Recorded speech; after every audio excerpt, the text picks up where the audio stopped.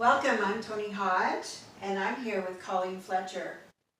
And today's session is going to be about how to make loose leaf tea. Seems like it would be one of those questions where it's a no-brainer, right? It would seem to be that way, but there are questions. There are. So my main question is, one, we have a teapot where it's easy just to put the loose leaf tea in there. Two, a lot of times people just have the little bubble that you put into a tea ball. tea ball. Tea ball. So how much loose leaf tea do you put in each one of those?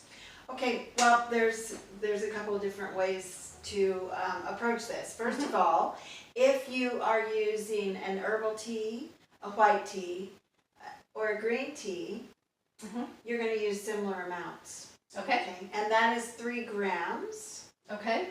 And the reason I say grams is because all tea is shaped slightly differently. So there's big fluffy tea and there's really tightly twisted tea. Okay. So the smaller the tea leaf, or the smaller the leaves in general, then you're going to have a little bit more density.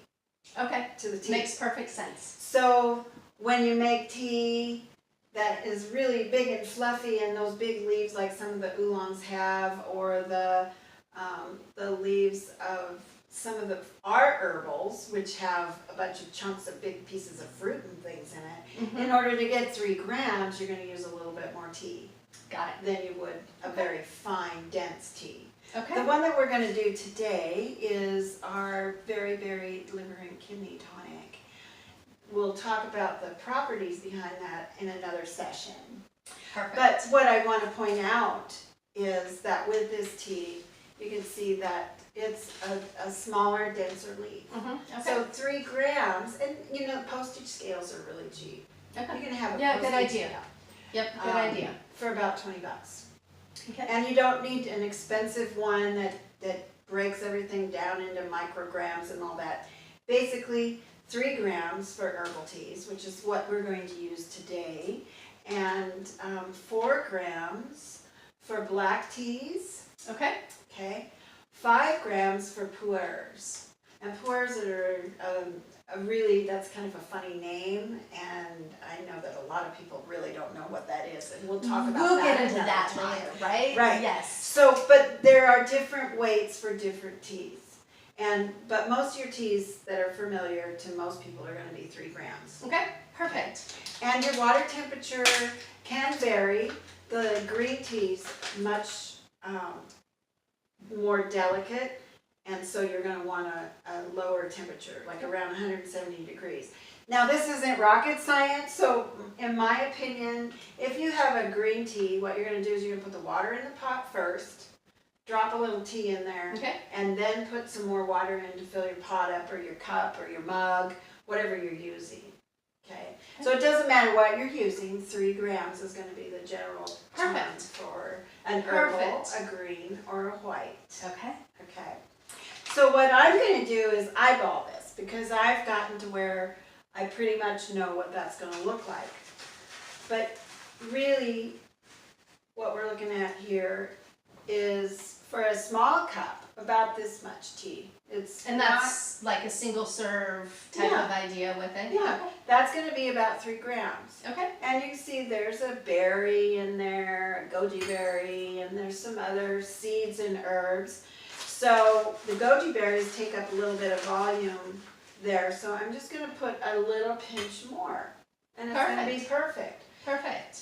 Making tea isn't rocket science, and it doesn't matter what your container is that you're making. You can make it in a pot on your stove. Did you know that?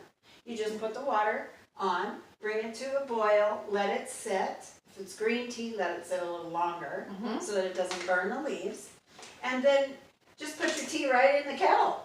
Right on not your water kettle, but in a tea. I did it the other night by accident, but I did it and I just left it, and it was a great pot of tea. So then you just strain it out. I just poured it in and drank it. Good for you.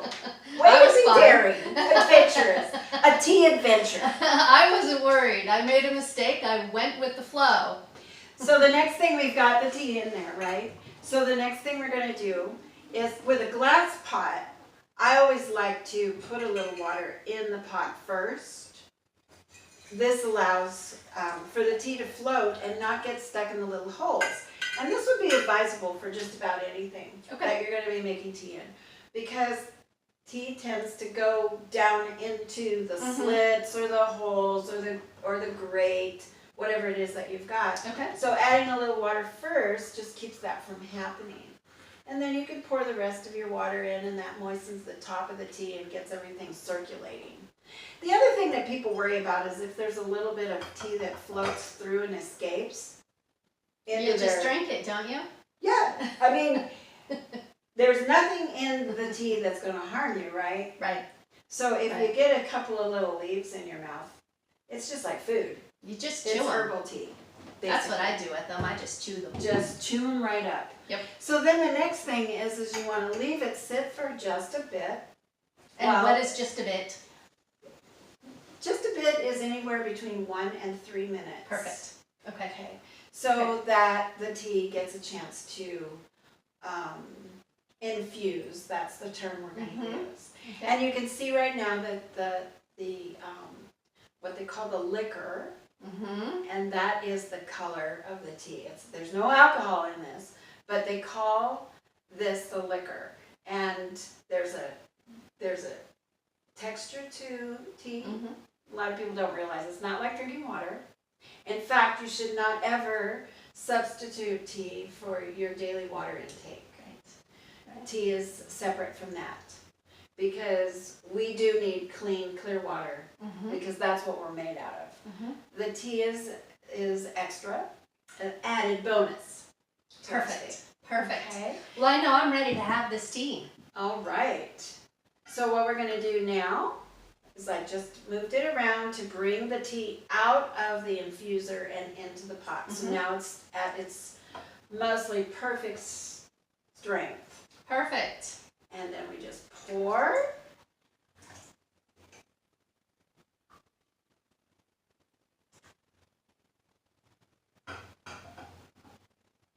Notice how quiet that feels. It does. It's always so calming and soothing. It's lovely.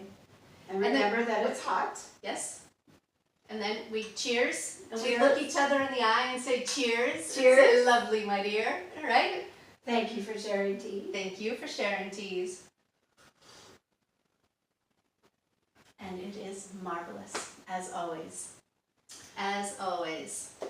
Wonderful. Again, another Tea with Toni and Colleen Fletcher. Thank you so much for watching. Thanks. Bye.